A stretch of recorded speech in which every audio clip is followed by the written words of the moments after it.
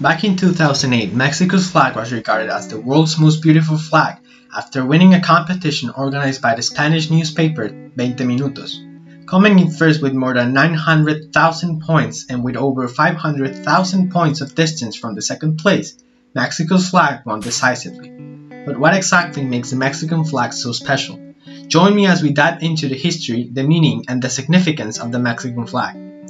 Mexico didn't officially become an independent country until 1821, after the triumph of the Army of the Three Guarantees. Up until that time, Mexico was officially called Virreinato de Nueva España, which translates to the Viceroyalty of New Spain. Its flag was the characteristic Cruz de Borgoña, which translates to the Cross of Burgundy, a symbolic flag of the Spanish monarchy. The design itself, which is merely a spiked version of St. Andrew's cross, consists of a spiked red diagonal cross with a white background. This flag would go on to represent the Spanish viceroyalties in the New World. Moving forward towards the beginning of the 19th century, the sentiment of independence began to gain followers and popularity. Particularly in Mexico, the Creole class would continuously be disregarded by the Peninsulares, the elite composed by Spaniards or Spanish-born. These factors, combined with the instability on mainland Europe caused by the Napoleonic Wars, would eventually lead to the Declaration of Independence on September 16, 1810. The insurgency would quickly adopt the banner of La Virgen de Guadalupe, which was originally used by priest Miguel Hidalgo during his Cry of Dolores. This flag would go on to be known as Mexico's first flag. Fast forward to the consummation of Mexico's independence after more than 11 years of war. The government of Emperor Agustín de Iturbide would adopt the flag of the First Empire.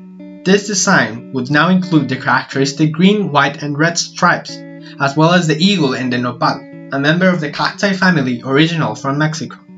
Additionally, given the nature of the type of government of that time, the eagle wore a crown upon its head, whilst looking to the right and standing on the nopal. As for the aforementioned traditional colors, their origin is not that clear, but it is said that the colors may come from the flag of the Army of the Three Guarantees or from the Bandera Sierra, a flag used by southern Mexican insurgents led by who would later become President, Nicolás Bravo. Similar to the origin of the colors, their significance is not completely undisputed, but the overall popular and accepted significance is green for independence, white for Catholicism, which was and still is Mexico's predominant religion, and finally, red for the union of the Mexicans. After the short-lived monarchy in Mexico came the Republic, which wouldn't be completely safe from conflict. During this transitional period, Mexico saw great affliction due to multiple issues, such as the lack of centralization of power, constant conflict between opposition movements, and the overall national cohesion, which was lacking at best. Furthermore, most of these complications were derived from the fact that Mexico was undergoing a transition from colony management and administration to independent and constitutional government. Such transition saw the start of the Reform War and the rise of two opposing factions. The liberals, who sought for a republican and independent nation based on a modern political structure and an overall heavy social transformation, and the conservatives, who mainly wished to maintain the status quo of the time when Mexico was a still colony and went as far as siding with the French during the Second French intervention in Mexico. This leads us to the next flag, during the Second Mexican Empire under Maximilian of Habsburg, supported by France and Napoleon III. The flag of the Second Mexican Empire would be slightly similar to that of the First Empire, in the sense that both included a crown. Nevertheless, the new flag had a more monarchic design, heavily influenced by European heraldry. This flag is officially considered as the third flag in Mexico's history.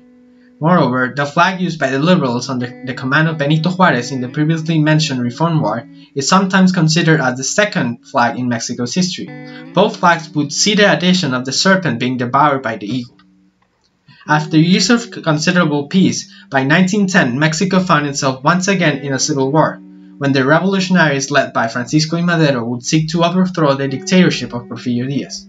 His dictatorship, which would be known as El Porfiriato, would see the introduction of the new flag.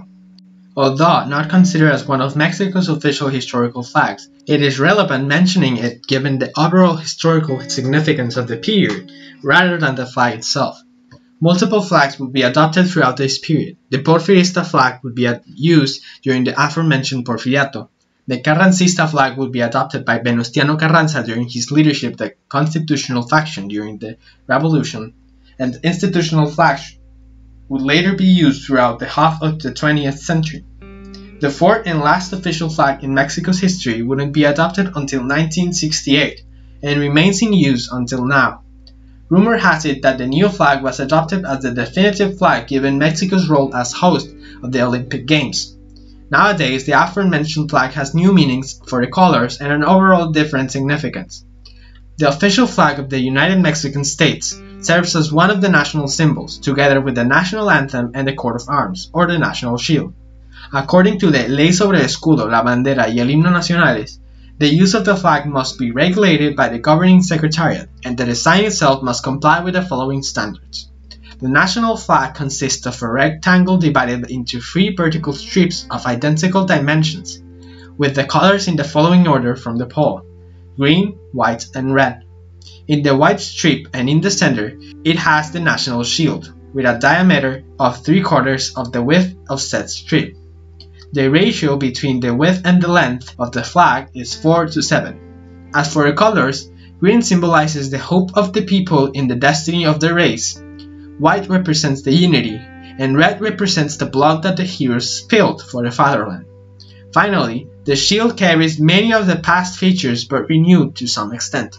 The golden eagle profile in the center serves as an allusion to republic, whilst the shield as a whole comes from the legend of the Aztec migration from the island of Aztlan to their arrival to the lake of Texcoco, where they will find an eagle standing on the nopal whilst devouring a serpent. It is said that the god Huitzilopochtli commanded them to find such eagle and settle upon those lands. Such lands would become the Aztec capital of Tenochtitlan, and the nowadays capital of Mexico, Mexico City. Be it the most beautiful, one of the most beautiful, or merely a beautiful flag, Mexico's flag will continue to stand out from the rest, thanks to its beautiful design, rich history, and powerful significance. Thank you for watching.